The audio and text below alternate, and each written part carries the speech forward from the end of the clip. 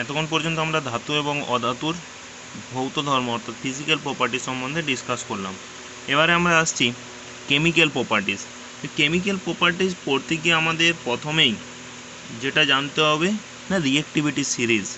What is the reactivity series? Metal reactivity series না মেটালের reactivity অনুযায়ী মেটালগুলোকে একটা সিরিজের আকারে সাজানো হয়, যেখানে সিরিজের সব থেকে ওপরের দিকে থাকে হাইলি রিঅ্যাক্টিভ মেটাল, যথা পটাশিয়াম, ক্যালসিয়াম, সোডিয়াম, এবং নিচের দিকে অর্থাৎ যত নিচের দিকে নামবো আস্তে আস্তে তাদের মেটাল রিঅ্যাক্টিভিটি কমতে থাকে, এবং হাইড্রোজেনকে এখানে স্ট্যান্ডার্ড ধরে নেওয়া হয়।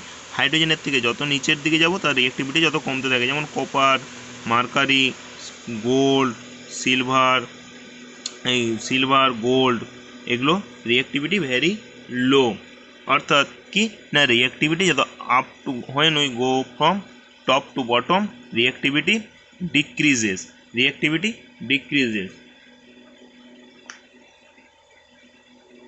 যেমন এখানে reactivity very low reactive metal কে না গোল্ডের রিঅ্যাক্টিভিটি যে কম সেটা বোঝানোর জন্য দেখো আমরা দেখি কি না very old golden temple, these are not react with any other substance in nature। আজও গোল্ডেন টেম্পল কি আছে, একই অবস্থাতে নিজের একই অবস্থা ধরে রেখেছে। এবারে আমরা আসছি first reaction with oxygen. reaction with oxygen reaction with oxygen, metal reacts with oxygen to produce metal oxides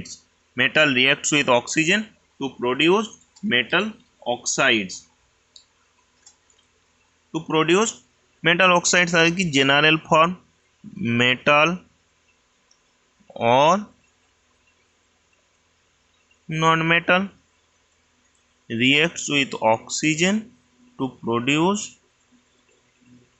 metal or non-metal oxides। These oxides are কি acidic or basic nature,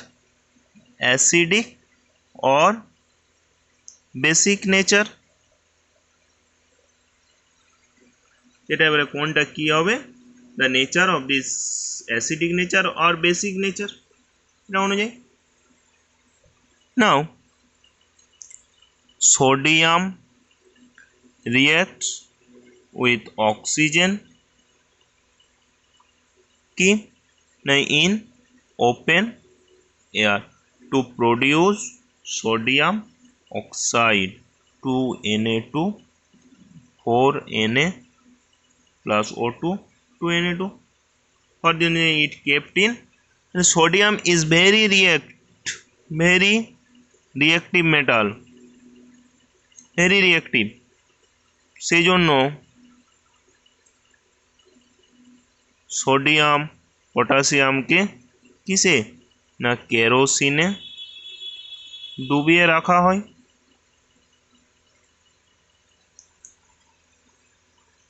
Again, magnesium ribbon burn in air heat কি form করে magnesium oxides. Zinc reacts with oxygen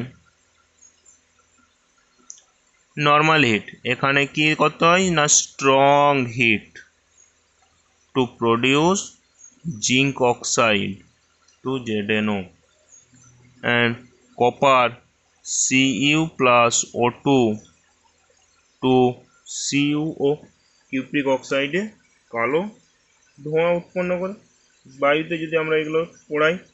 next আমরা আসছি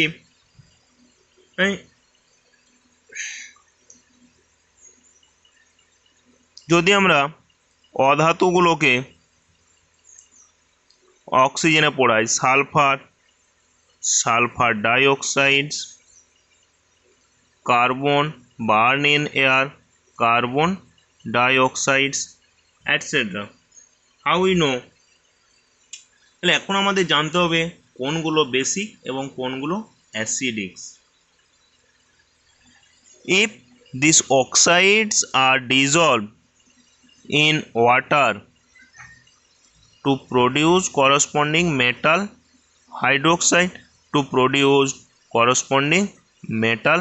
hydroxide, HuO plus H2O CuOH এর whole 2, MgO plus H2O MgOH এর whole 2। তাহলে these hydroxides are basic in nature. How we know these are basic in nature? Now if we insert the litmus paper, then it turns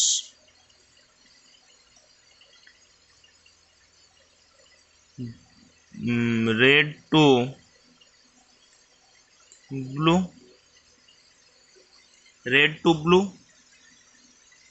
turns to red to blue. Again, if we see the non-metal oxides, sulphur dioxide, carbon monoxides, এগুলোকে যদি আমরা জলে ডোবাই তাহলে কি হয়? Carbonic acid H2CO3, এটাতে জল দিলে sulphurous acid H2SO3, sulphurous acid,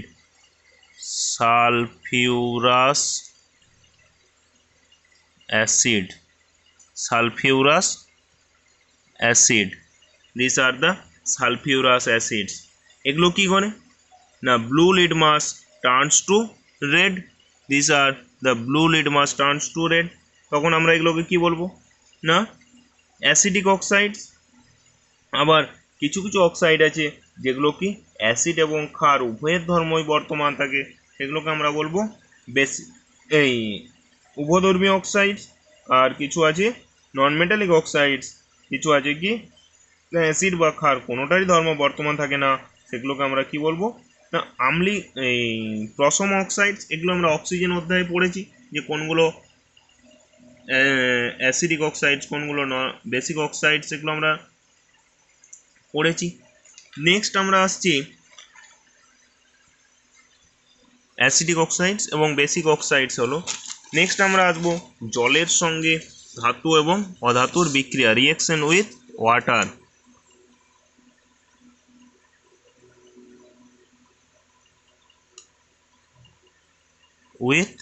water. কি metal reacts with water or cold water, একটা দুটো টার্ম মনে রাখতে হবে আমাকে।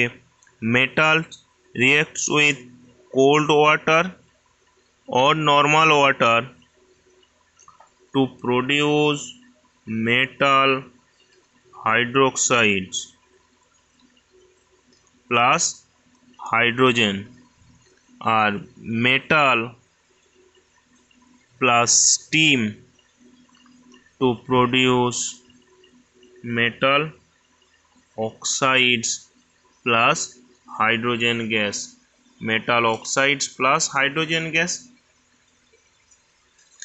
Now let us see sodium reacts with water to produce sodium hydroxides plus hydrogen gas. Potassium reacts with water to produce 2KOH plus H2O.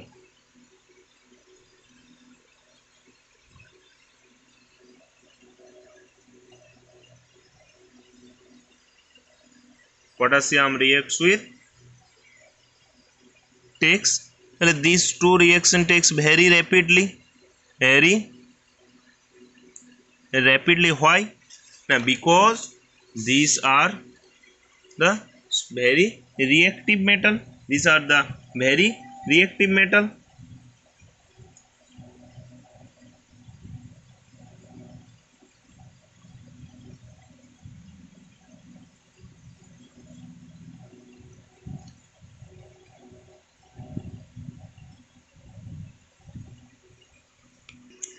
But these reactions are not rapids with calcium reacts with water to produce calcium hydroxide plus hydrogen gas.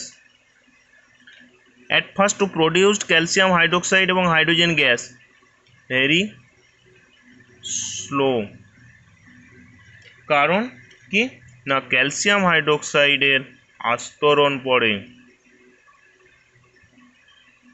যা জলে রদাব্য, ফলে ক্যালসিয়ামের সংস্পর্শে আর water আসতে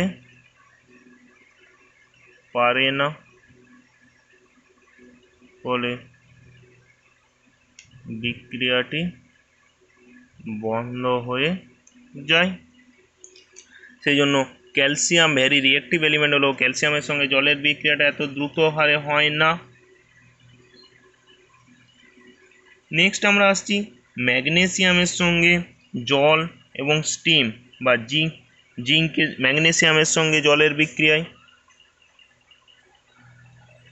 ম্যাগনেসিয়ামের সঙ্গে জল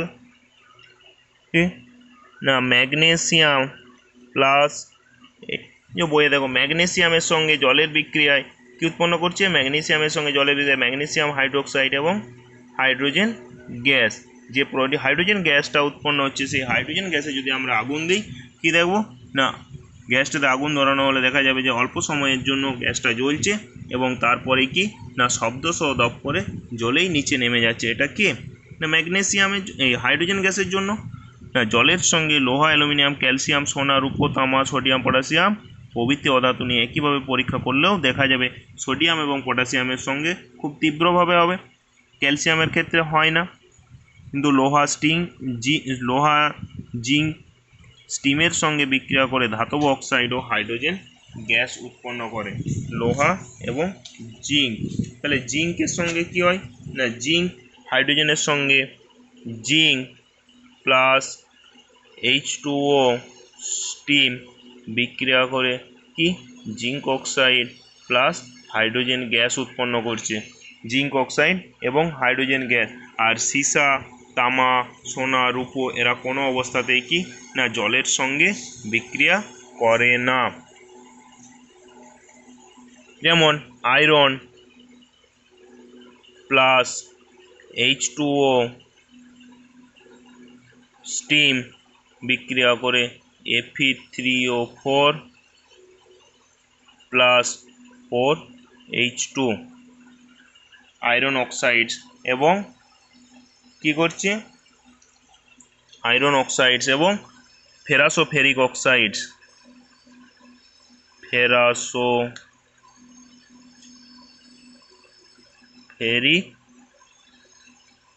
oxides এটা অর্থাৎ কি ferrosoferric oxide Fe2O3 plus FeO ferrosoferric oxides form করছে। নেক্সট আমরা দেখব অ্যাসিডের সঙ্গে বিক্রিয়া। আচ্ছা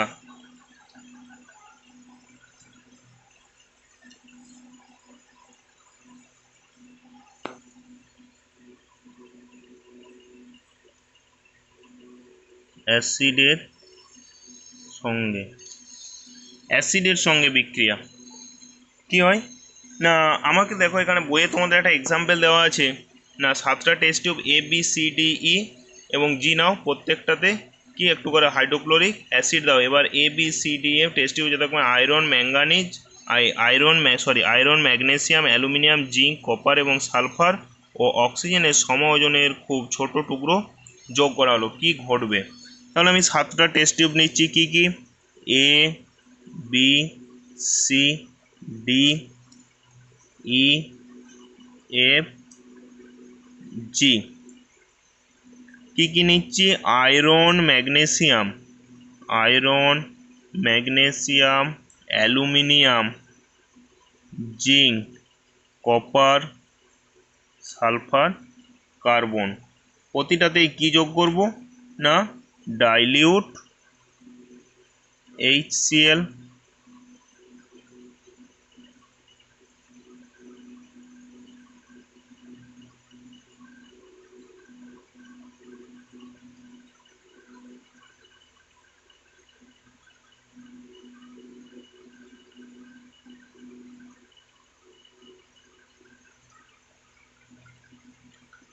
ডাইলিউট HCl যোগ করার সাথে সাথে আমি দেখব প্রত্যেকটা টেস্ট টিউবের ক্ষেত্রে অবজারভেশনগুলো দেখব।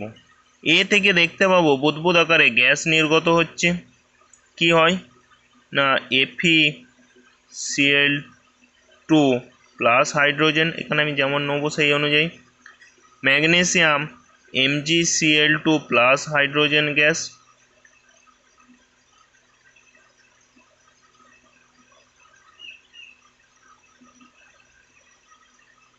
টু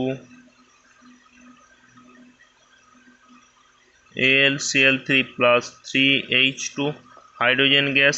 জিঙ্কের সঙ্গে ZnCl2 প্লাস H2 2HCl। কপারের ক্ষেত্রে কি দেখব? না কপারের ক্ষেত্রে আয়রন, জিঙ্ক, EFG কোনো গ্যাস নির্গত হলো না। কপার, সালফার এবং অর্থাৎ EFG এদের ক্ষেত্রে কি হয়? No reaction. অর্থাৎ নো, যদি রিঅ্যাকশন না হয় তাহলে কোনো গ্যাস নির্গত হবে না। এবারে এখানে দেখছি আমরা আয়রন, ম্যাগনেসিয়াম, অ্যালুমিনিয়াম এবং জিঙ্ক এই চারটে টেস্ট টিউব থেকে গ্যাস বেরিয়ে আসছে, এবং যে গ্যাস একটা বর্ণহীন গন্ধহীন গ্যাস বেরিয়ে আসছে, সেখানে যদি আমরা আগুন দিই দেখতে পাচ্ছি কি আগুন দিয়ে দপ করে নিচে নেমে যাচ্ছে, আগুনটা নিভে যাচ্ছে। এখানের মধ্যে সব টেস্ট টিউবগুলোর মধ্যে দেখবো বি গ্যাস টেস্ট টিউবে দেখবো ভেরি ফাস্ট হয়। কেন? না কারণ রিঅ্যাক্টিভিটি সিরিজটা দেখো, যদি আমরা দেখি সবগুলো থেকে দেখবো, দেখো ম্যাগনেসিয়াম কি আছে সবার উপরে আছে, যেগুলো দেওয়া আছে তাদের মধ্যে ম্যাগনেসিয়াম সব থেকে উপরে আছে। তাহলে যার রিঅ্যাক্টিভিটি যত বেশি হবে সে তত বেশি ফাস্ট রিঅ্যাকশন করবে, তত বেশি গ্যাস নির্গত হবে। তবে কি এই পরীক্ষাটি আমার সোডিয়াম বা পটাশিয়াম নিয়ে করা উচিত নয়। কারণ কি? না এগুলো হচ্ছে, এটা করা উচিত নয় কারণ very reactive element, very reactive element or metal, সেজন্য এটা করা উচিত নয়। অর্থাৎ বা হাইড্রোজেনের যত বাম দিকের মৌলগুলো রিঅ্যাক্টিভিটি খুব বেশি, অর্থাৎ সেগুলি কী করে, বাম দিকের মৌলগুলো লঘু অ্যাসিড থেকেই হাইড্রোজেন গ্যাসকে মুক্ত করতে পারে, আর ডান দিকের এলিমেন্টগুলো কি, ডান দিকের এলিমেন্টগুলো লঘু অ্যাসিড থেকে গ্যাসকে মুক্ত করে না। এগুলোর ক্ষেত্রে তখন কনসেন্ট্রেটেড অ্যাসিড ব্যবহার করা হয়। যেমন দেখো আরেকটা আমরা দেখছি এক্সাম্পল, অর্থাৎ কি একটা পাত্রে আমাকে কি নেওয়া আছে? না কপার সালফেট নেওয়া আছে। কপার সালফেটের মধ্যে আয়রন প্লাস কপার সালফেট নেওয়া আছে। দ্রবণটাকে যদি কিছুক্ষণ রেখে দেওয়া হয় দেখব আমরা কি, না দ্রবণের বর্ণটা পরিবর্তন হচ্ছে, আর পেরেকগুলোর ওপরে একটা লালচে রঙের আস্তরণ পড়ছে, লালচে আস্তরণ। কার? না কপারের। কেন এই রিঅ্যাকশনটা হচ্ছে? তার কারণ হচ্ছে কপারের রিঅ্যাক্টিভিটি আয়রনের থেকে কম। কপারের রিঅ্যাক্টিভিটি আয়রনের থেকে কম হওয়ার জন্য আয়রন কপারকে রিপ্লেস করছে। This reaction is known as প্রতিস্থাপন বিক্রিয়া। প্রতিস্থাপন বিক্রিয়া, বা এটাকে আমরা কি বলবো? Replacement reaction. Replacement reaction, replacement reaction. একইভাবে যদি নেওয়া হয় কপার পাতে যদি আয়রন ফেরাস সালফেট নেওয়া হয় তাহলে কি কোনো রিঅ্যাকশন হবে? না, এখানে রিঅ্যাকশন হবে না। তার কারণ কি? না reactivity of copper is less than iron. তাহলে একে প্রতিস্থাপিত করতে পারবে না। সেই জন্য এখন এখানে দেখো কিছু দেওয়া আছে, তাদের ব্যবহার দেওয়া আছে, কোথায় ব্যবহার করা হয়, কোন ধর্মের জন্য, এগুলো তোমরা নিজেরা একটু দেখে নেবে। নেক্সট আমরা আসছি, তাহলে এখন পর্যন্ত আমরা যা দেখলাম এখান থেকে আমরা ধাতু এবং অধাতুর একটা ডেফিনেশন আসতে হবে আমাকে। তাহলে মেটাল, হোয়াট ইজ মেটাল? না, যে সমস্ত মৌল সাধারণ অবস্থায় কঠিন, ভারী, উজ্জ্বল, চকচকে, আঘাত করলে ধাতব শব্দ অর্থাৎ সোনোরাস প্রপার্টি যেগুলো শো করবে, এবং তাপ ও তড়িতে সুপরিবাহী অর্থাৎ good conductor of heat and electricity, সেগুলোকে আমরা ধাতু বলবো, তাদের এক্সাম্পল। অধাতু, যে সমস্ত মৌল সাধারণ অবস্থায় কঠিন বা গ্যাসীয়, হালকা, অনুজ্জ্বল, আঘাত করলে কোনো ধাতব শব্দ উৎপন্ন হয় না, এবং কি তাপ ও তড়িতের কুপরিবাহী উৎপন্ন হয় না, তাপ ও তড়িতের কুপরিবাহী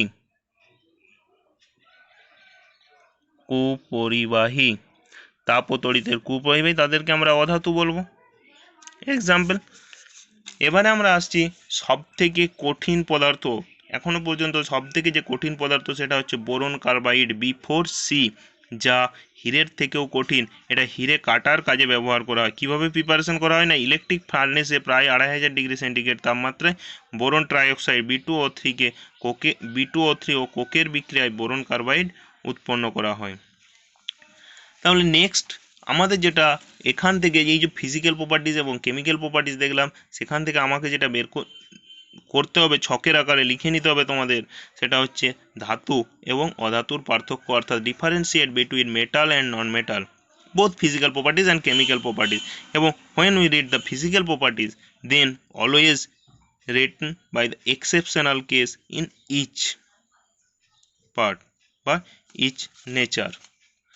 নেক্সট আমরা আসবো, mercury is an liquid, but why mercury is called a metal? ধাতু বলা হয় কেন? কেন না, তার কারণ হচ্ছে মার্কারির কি আছে, মেটালিক লাস্টার আছে, ধাতব উজ্জ্বলতা আছে, এবং কি this are the good conductor of heat and electricity. এবং metal, we know the metal, when metal reacts with oxygen to produce the basic oxides, and non-metals are produced acidic oxide, but here mercury reacts with oxygen to produce the mercuric oxide, which are basic in nature. Next, বৈদ্যুতিক বাল্বের filament, এই যে এখানে দেখো তোমাদের কিছু example দেওয়া আছে। ইলেকট্রিক বাল্ব জ্বাললে খুব গরম হয়ে যায়, বাল্বের মধ্যে যে সরু তার বা ফিলামেন্ট থাকে বা টাংস্টন ধাতু দিয়ে, এই টাংস্টনে কোন ধর্মকে এখানে গুরুত্বপূর্ণ বলা মনে হয়?